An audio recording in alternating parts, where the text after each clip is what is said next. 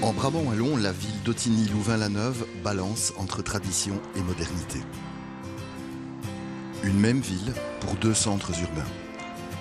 L'un mise sur les atouts d'une cité classique toujours en expansion. L'autre sur le développement de son université et de ses quartiers. Aux frontières de ces deux entités, l'église des Saint-Marie et Joseph de Blocquery existe depuis plus d'une centaine d'années.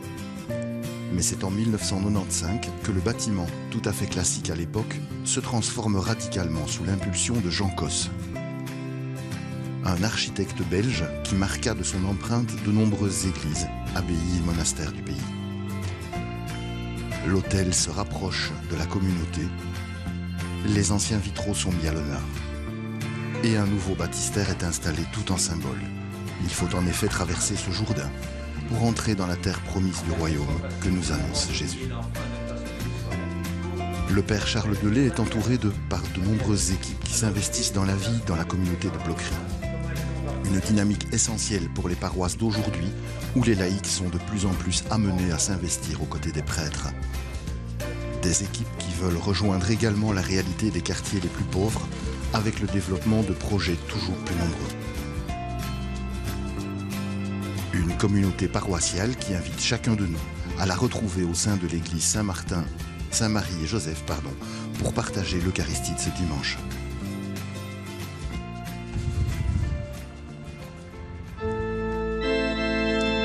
Mesdames et messieurs, bonjour et bienvenue en ce matin du 29e dimanche du temps ordinaire. Merci d'être avec nous depuis l'église Saint-Marie et Joseph de Blocquery à Louvain-la-Neuve dans le diocèse de Malines-Bruxelles en Belgique. Avec vous, Bertrand Godefroy, pour vous accompagner tout au long de cette célébration. Celle-ci sera présidée par le père Charles Delay de la Compagnie de Jésus.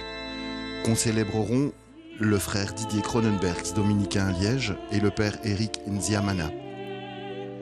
Les chants de cette célébration seront assurés par Jasmine Daoud, Caroline Olwiki, Xavier Flabat et François Xrouet, soutenus par les chorales Écho et Saint-Joseph. Les pièces musicales seront interprétées à l'orgue par Emmanuel Claessens. Je vous souhaite une agréable célébration et vous invite maintenant à entrer en prière.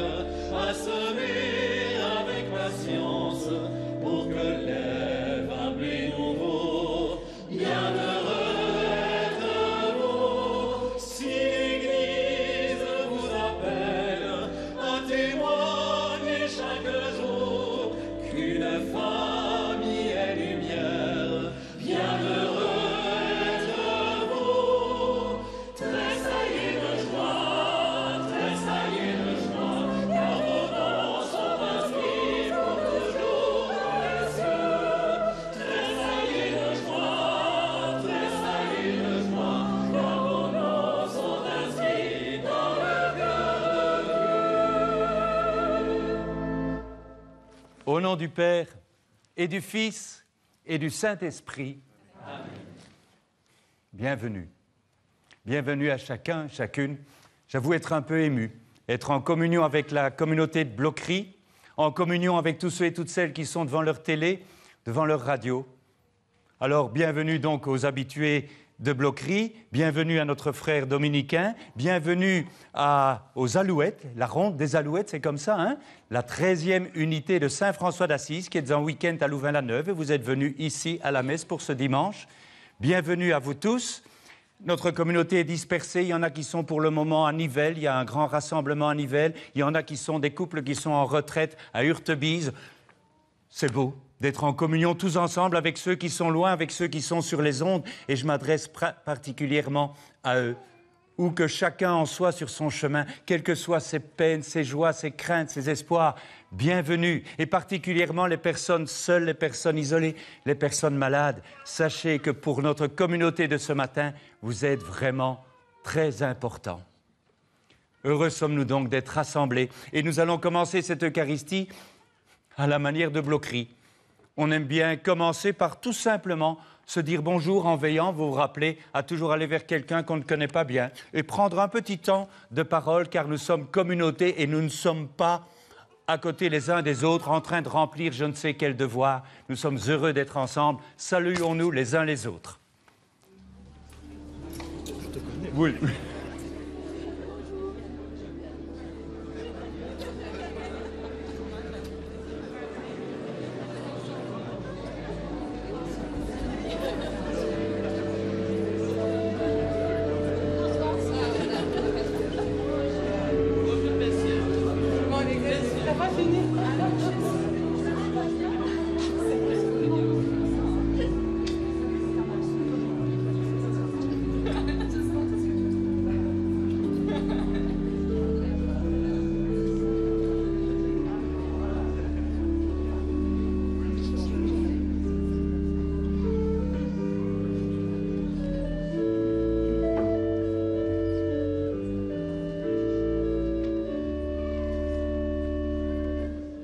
Nous sommes réunis au nom du Christ. Alors, que le Seigneur soit avec vous. Nous allons nous mettre en présence de ce Seigneur qui est tout pardon, qui est patience. Il écoute nos demandes. Mettons-nous en présence de lui avec tout ce que notre conscience peut parfois nous reprocher parce que nous savons qu'il est pardon, qu'il est tendresse, qu'il est bonté.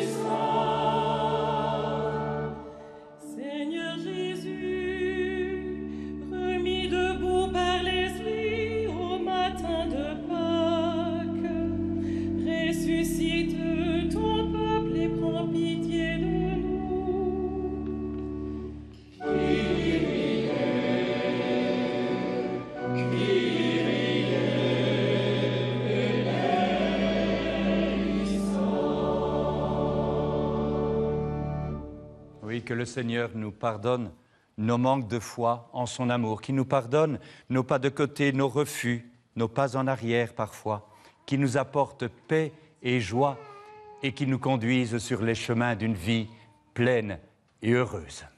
Amen. Et maintenant, laissons éclater nos cœurs, chantons ce Dieu qui est bien plus fidèle que nous et qui nous invite à la même fidélité, la joie d'être ensemble.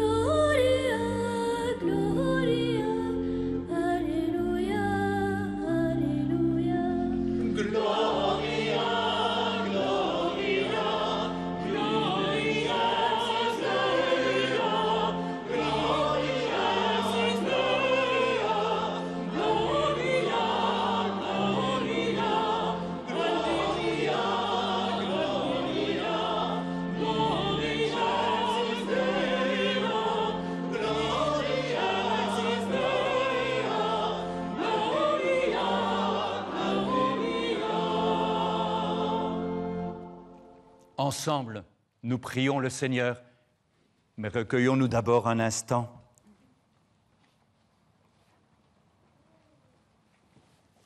Dieu notre Père, donne-nous de désirer ce que tu désires pour nous. Donne-nous ton Esprit Saint pour que tout cela passe dans nos actes, que nous puissions mettre en œuvre ce que tu attends de nous. Nous te le demandons par Jésus, ton Fils, notre Seigneur et notre Dieu, le vivant avec toi dans l'unité du Saint-Esprit, pour les siècles des siècles. Amen. Le livre de l'Exode est celui de la sortie d'Égypte. Sur sa route vers la terre promise, le peuple hébreu est attaqué par une tribu du désert. Moïse va implorer Dieu pour la victoire. Sa prière n'est pas faite du bout des lèvres. Elle s'exprime par tout son corps et elle est persévérante. Dans l'Évangile, Jésus nous invitera à la même persévérance.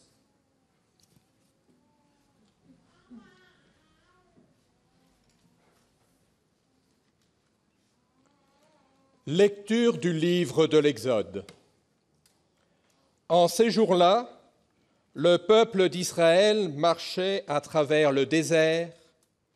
Les Amalécites survinrent et attaquèrent Israël à Réphidim. Moïse dit alors à Josué, « Choisis des hommes et va combattre les Amalécites.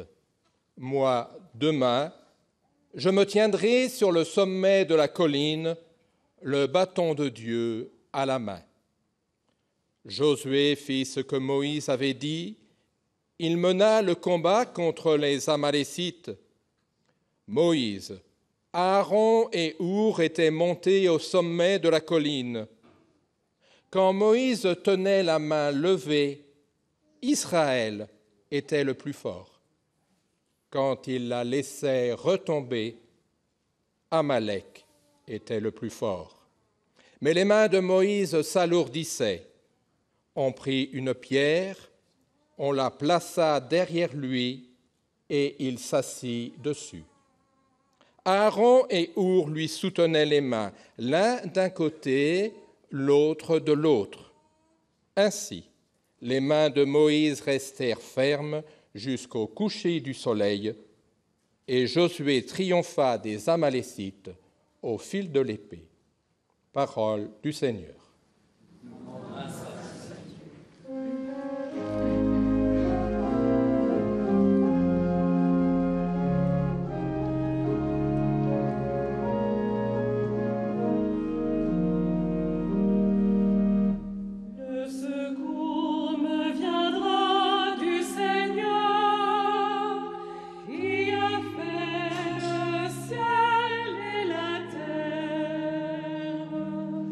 Le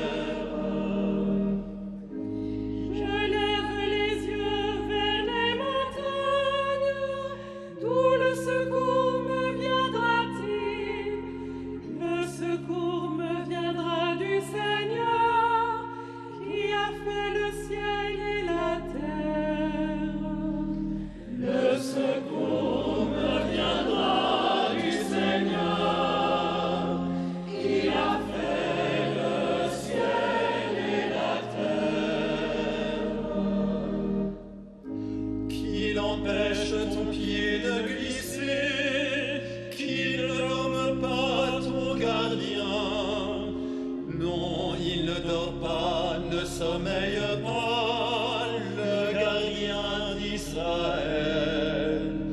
Le secours me viendra du Seigneur, qui a fait le ciel et la terre. Le Seigneur ton gardien, le Seigneur ton ombrage, se tient près de toi. Le soleil pendant le jour ne pourra te frapper, ni la lune durant la nuit. Le secours me viendra du Seigneur, qui a fait le ciel et la terre. Le Seigneur te gardera de tout mal, il gardera ta vie.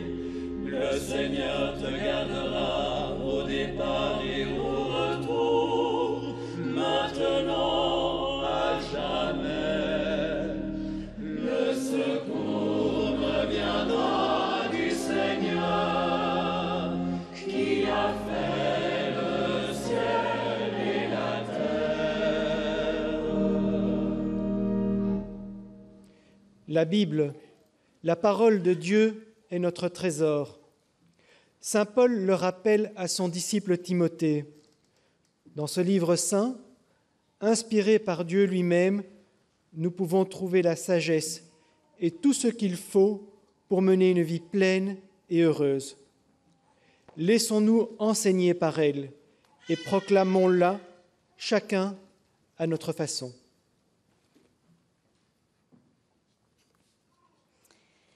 Lecture de la deuxième lettre de saint Paul apôtre à Timothée.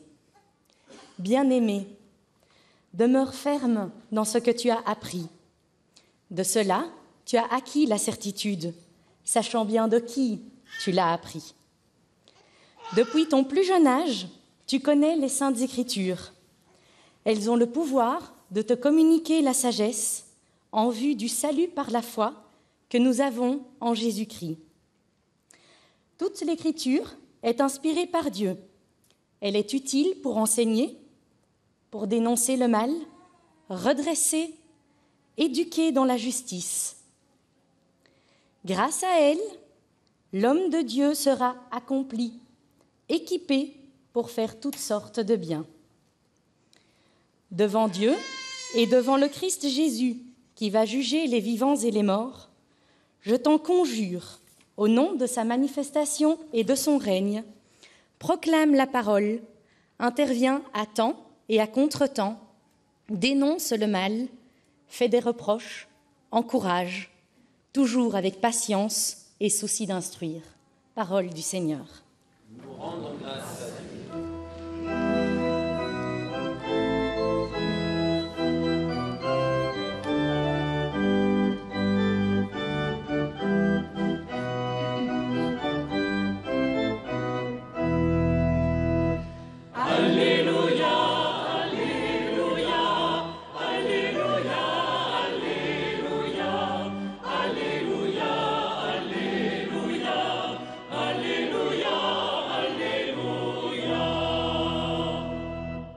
Elle est vivante, la parole de Dieu, elle est source de notre sagesse. Alléluia, Alléluia, Alléluia, Alléluia, Alléluia, Alléluia, Alléluia, Alléluia. Le Seigneur soit avec vous. Écoutons la bonne nouvelle de Jésus le Christ selon saint Luc. En ce temps-là, Jésus disait à ses disciples une parabole sur la nécessité pour eux de prier toujours sans se décourager. Il racontait, il y avait dans une ville un juge qui ne craignait pas Dieu, qui ne respectait même pas les hommes. Et dans cette ville, il y avait aussi une veuve qui venait lui demander « Rends-moi justice contre mon adversaire ». Longtemps, il refusa. Puis il se dit « même si je n'ai rien à faire avec Dieu, même si je ne respecte personne, comme cette veuve commence à m'ennuyer, je vais lui rendre justice pour qu'elle ne vienne plus sans cesse m'assommer. » Alors Jésus ajouta, « Écoutez bien ce que dit ce juge qui n'a aucune justice. Et Dieu, lui, est-ce qu'il ne ferait pas justice à ses enfants qu'il aime et qui crient vers lui jour et nuit? Est-ce qu'il va les faire attendre? Moi, je vous le déclare, bien vite, il leur fera justice. Cependant, le Fils de l'homme, quand il viendra sur terre, trouvera-t-il la foi? Acclamons la parole de Dieu. Louange à toi, Seigneur Jésus. Merci.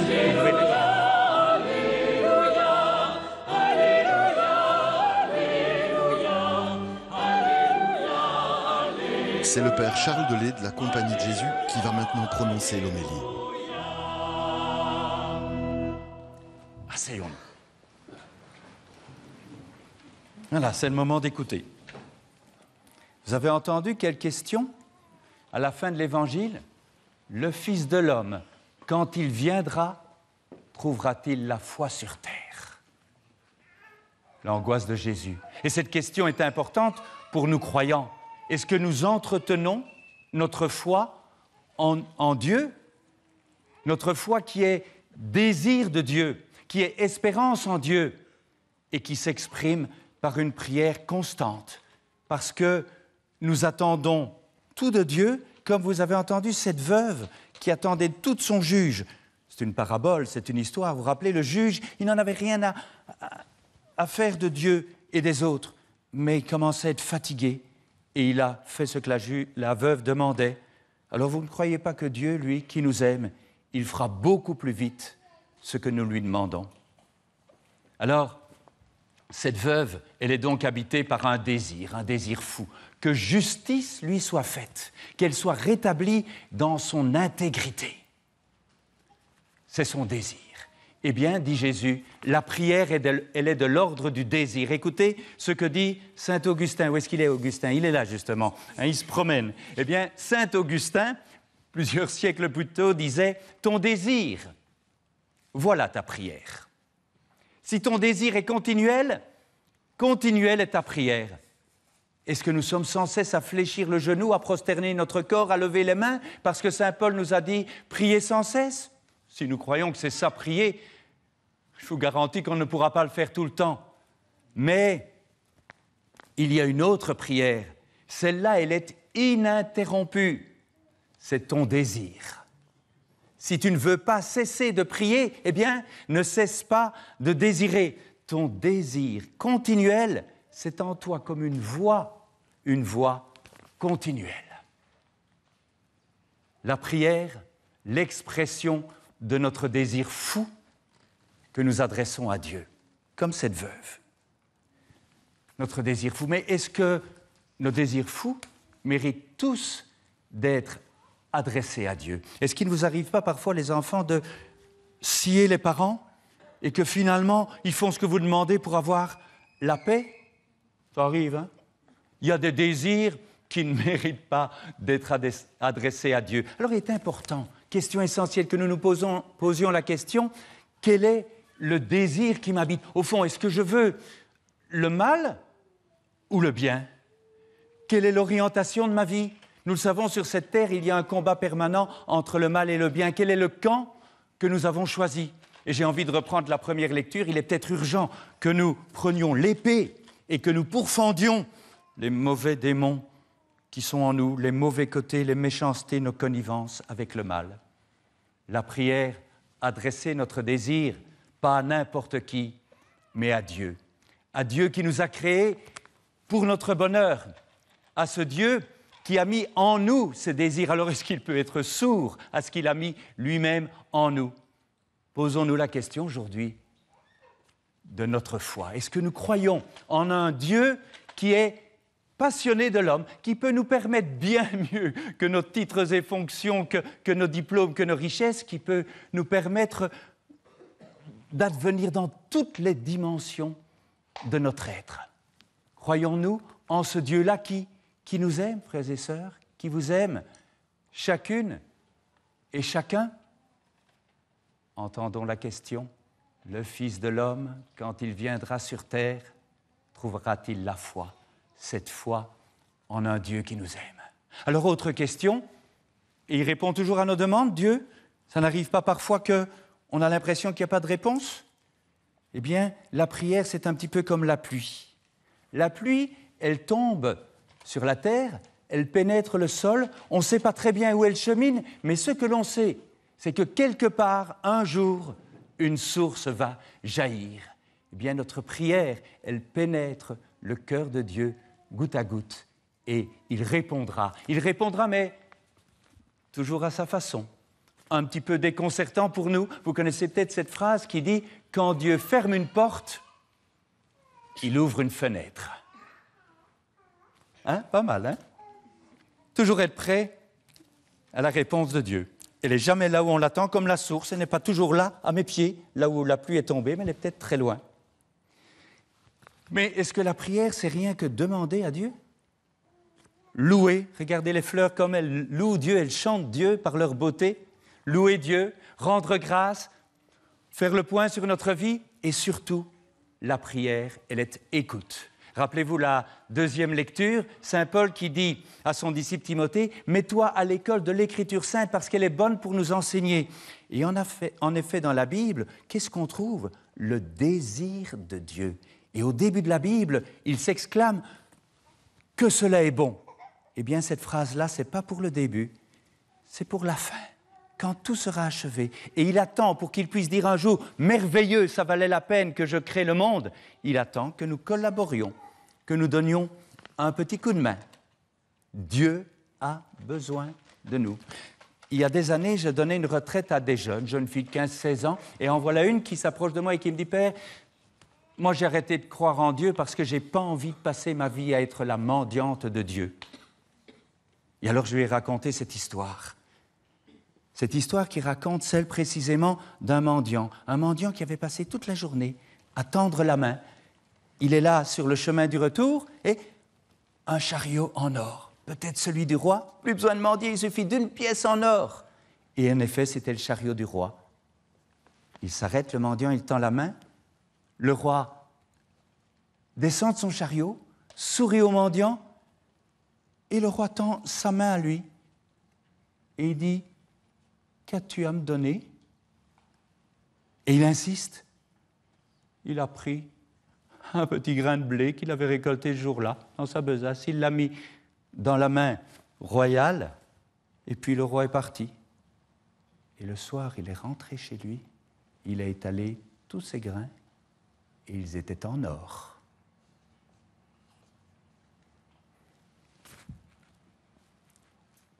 Dieu a besoin de nous. Et si on disait que la prière, c'est finalement la rencontre de deux désirs, le nôtre et celui de Dieu qui a besoin de nous. Et si on disait que finalement le plus impatient, c'est Dieu, qu'est-ce qu'il a envie que son règne de justice, d'amour arrive parmi nous? Mais il a besoin de nous. Alors voilà, quand on demande quelque chose à Dieu, Dieu a toujours quelque chose à nous demander. Et c'est vrai qu'il est impatient, mais il est aussi très patient. Il garde sa main et il sait bien qu'un jour, nous répondrons à son appel. Comme toi, Lucas. Il y a quelques jours, Lucas sonnait à ma porte, il demande le baptême. 15 ans, et on a parlé longuement. Hein, et tu m'as dit vraiment ton désir de... Approchez-vous. Là, voilà. Tu m'as dit ton désir que Dieu donne sens à ta vie. C'était important pour toi. Alors j'ai dit, super, on va faire un chemin vers Pâques. Et je dis, il ne faut pas que tu fasses le chemin tout seul. Et j'ai pensé à Éléonore. Tu peux lui mettre la main sur l'épaule, ce serait joli, voilà, comme ça, voilà. Éléonore, elle, c'était il y a 1 an et demi qu'elle m'a fait le coup. Elle voulait la première communion. Tu avais 21 ans ? 21 ans. Et voilà, elle a eu la première communion et la confirmation, et maintenant, elle est confirmée, donc elle peut accompagner Lucas sur le chemin de Pâques, le chemin de son baptême. On l'applaudit, on l'accueille. Voilà, merci.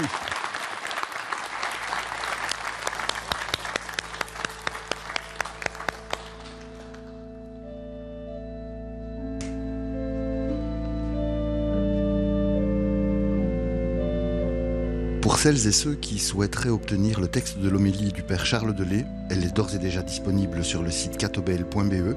Si vous nous suivez depuis la Belgique, service des messes télévisées rue de la Linéaire 14, 1060 Bruxelles.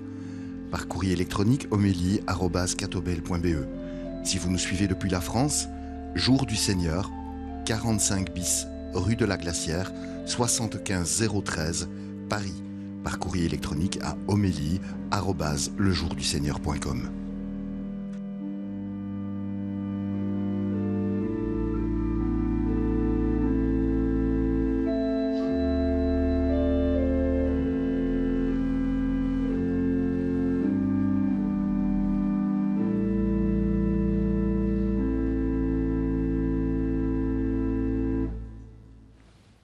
Proclamons notre foi avec joie et intériorité, et tous ensemble, car nous croyons en un Dieu qui est le Père de tous les hommes, de toutes les femmes. Il nous a créés pour notre bonheur, et ce Dieu n'est pas sourd à notre prière, mais lui aussi, il nous prie, il est en attente de notre réponse.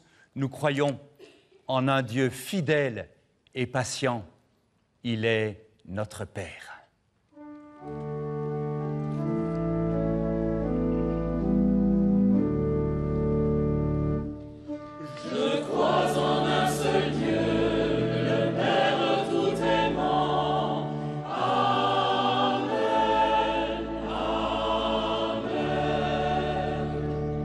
Nous croyons en Jésus, envoyé par le Père pour nous tracer le chemin du royaume et nous inviter à sa suite. Il a conduit sa patience jusque sur une croix. Il a fait entendre sa supplication à Dieu notre Père. Il a été entendu, il est ressuscité, il est vivant et il reviendra accomplir toutes choses.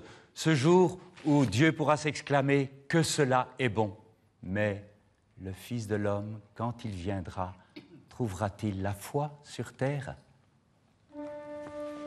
Je crois en Jésus-Christ, le seul Seigneur. Amen, amen. Et nous croyons en l'Esprit Saint, ce souffle qui habitait Jésus et qui nous est donné pour que nous puissions marcher à sa suite. C'est lui qui inspire les Écritures, c'est lui qui anime notre prière. Il nous garde en communion avec l'Église universelle, par-delà les ondes. Il est pardon de Dieu. Il est promesse d'une vie pleine et heureuse. Je crois en l'Esprit Saint qui nous donne la vie. Amen, amen. Dieu n'est donc pas sourd, nous dit Jésus. Alors faisons entendre nos prières avec foi, avec confiance. Père très saint, la prière est la rencontre de deux désirs. Permets-nous de ne plus te chercher à l'extérieur de nous-mêmes, par de vaines richesses, mais de plonger au plus profond de notre cœur pour admirer ton visage. Nous t'en prions, toi, Dieu, notre Père.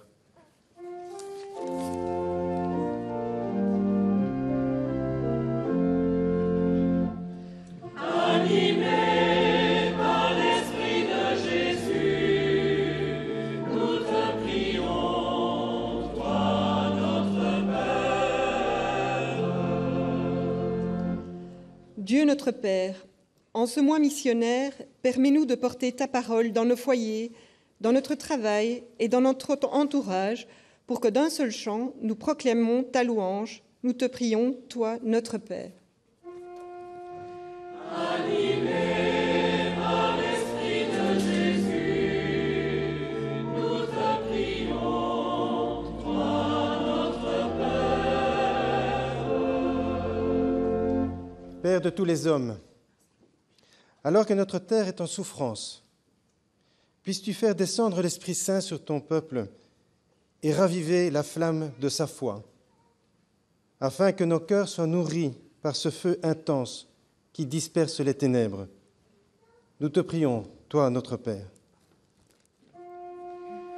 Animés par l'Esprit de Jésus, nous te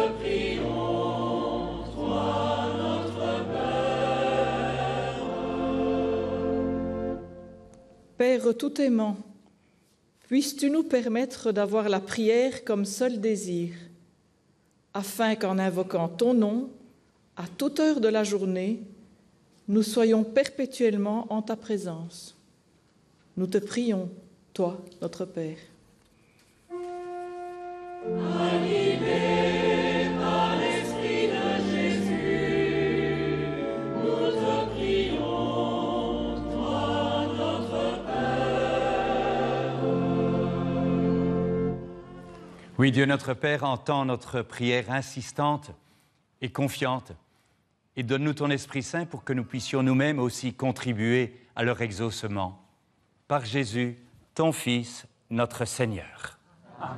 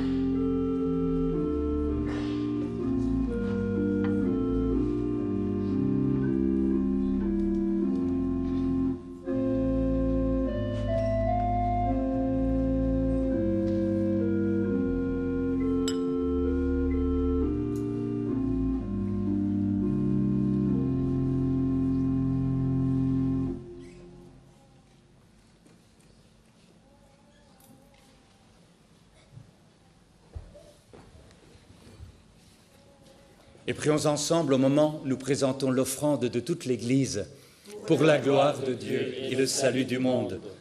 Oui, Père, voici le pain et le vin, fruits du travail persévérant des hommes et des femmes.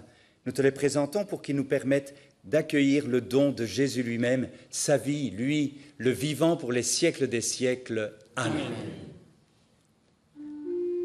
Le Seigneur soit avec vous. Et avec votre esprit.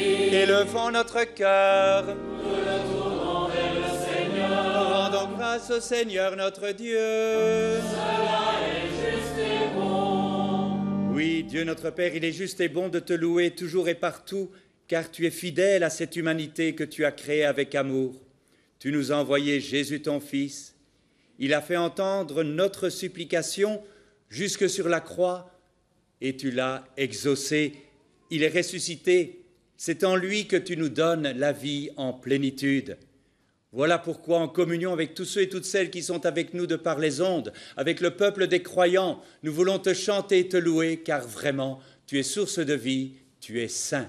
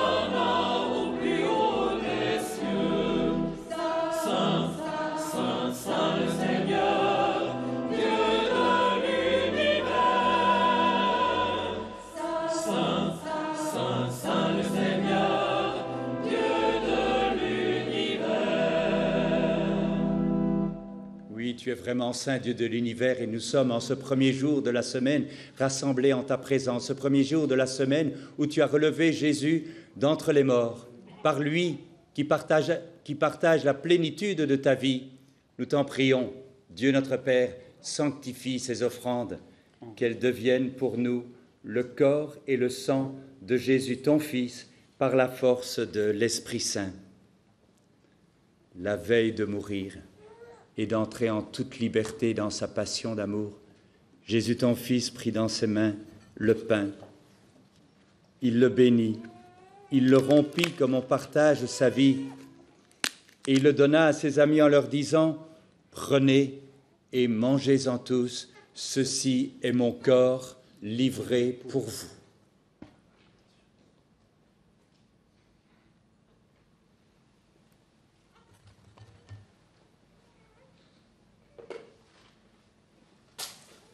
Et à la fin du même repas, il prit la coupe de vin. De nouveau, il te bénit et il la fit passer à ses amis en leur disant « Prenez et buvez-en tous, car ceci est la coupe de mon sang, le sang de l'alliance nouvelle et éternelle qui sera versé pour vous et pour la multitude en rémission des péchés.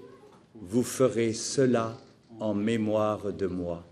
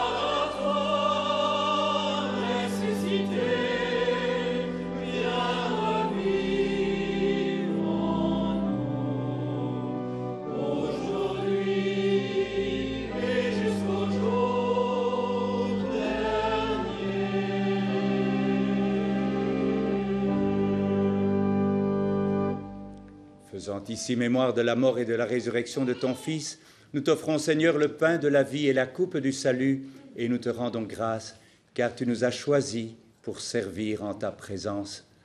Humblement, nous te demandons qu'en ayant part au corps et au sang du Christ, nous soyons rassemblés par l'Esprit Saint en un seul corps. Souviens-toi, Seigneur, de ton Église répandue à travers le monde. Fais-la grandir dans ta charité, avec le pape François, notre archevêque Joseph et tous ceux qui ont la charge de ton peuple. Souviens-toi aussi de nos frères et sœurs qui sont endormis dans l'espérance de la résurrection, de tous les hommes qui ont quitté cette vie. Reçois-les dans ta lumière auprès de toi. Sur nous tous enfin, nous implorons ta bonté. Permets qu'avec la Vierge Marie, la bienheureuse Mère de Dieu, Saint Joseph son époux, avec les apôtres et les saints de tous les temps qui ont vécu dans ton amitié, nous ayons part à la vie éternelle et que nous chantions ta louange par Jésus-Christ, ton Fils bien-aimé. Par lui, avec lui et en lui. Amen. À toi, Dieu le Père tout aimant, dans l'unité du Saint-Esprit. Tout honneur et toute gloire pour les siècles des siècles. Amen.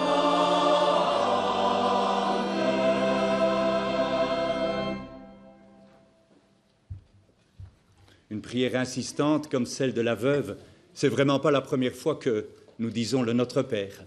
C'est notre manière d'insister que son règne vienne en répétant aujourd'hui encore dans la confiance la prière que Jésus nous a apprise. Notre Père, qui es aux cieux, que ton nom soit sanctifié, que ton règne vienne, que ta volonté soit faite sur la terre comme au ciel.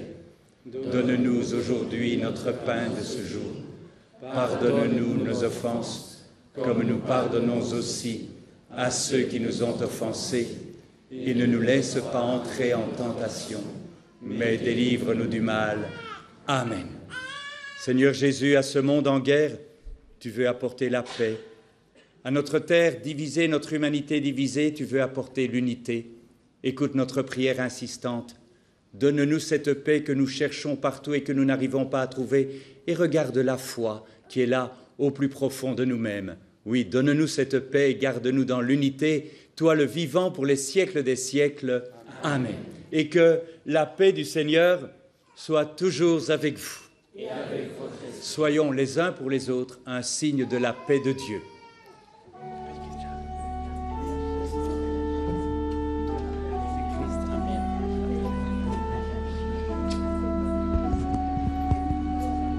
Cette paix que les membres de l'Assemblée partagent ici dans l'église Saint-Marie et Joseph à Louvain-la-Neuve, je vous l'adresse également, chers auditeurs et téléspectateurs, d'où que vous nous suiviez. Que cette paix du Seigneur vous garde et vous accompagne tout au long de cette semaine.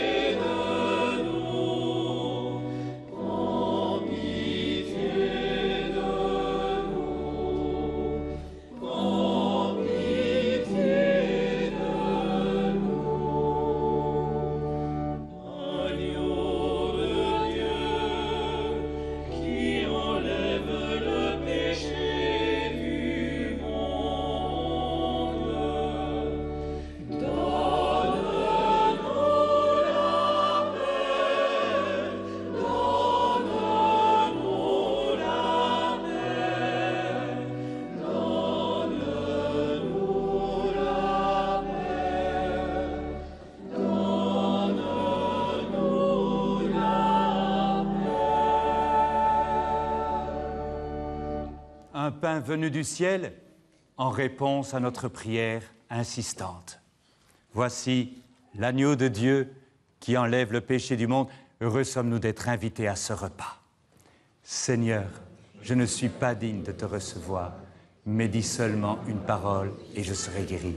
Que le corps du Christ nous rassemble en un seul corps. Amen.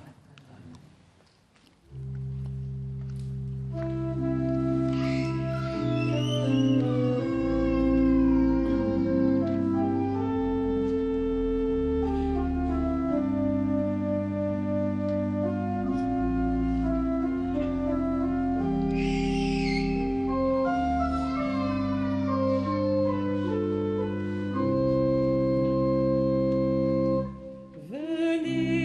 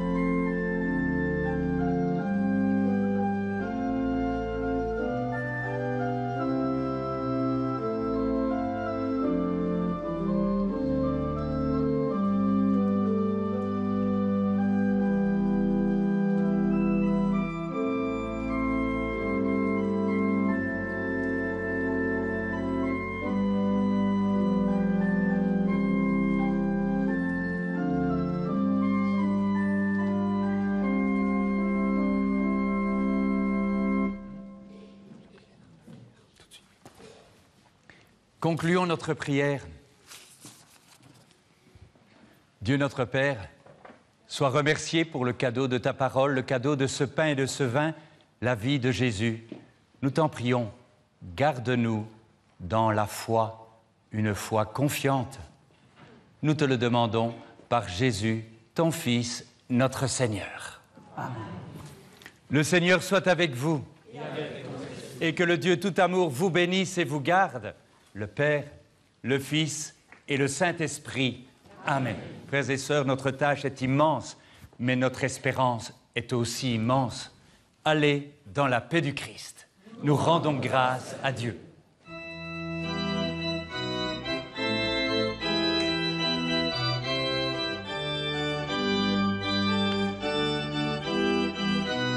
Chers auditeurs, vous avez suivi la célébration du 29e dimanche du temps ordinaire depuis l'église Saint-Marie et Joseph à Louvain-la-Neuve, dans le diocèse de Malines-Bruxelles, en Belgique. Avec vous, c'était Bertrand Godefroy. Je vous souhaite à tous un excellent dimanche. Au nom de toutes les personnes qui ont préparé cette célébration, merci pour votre présence et votre soutien.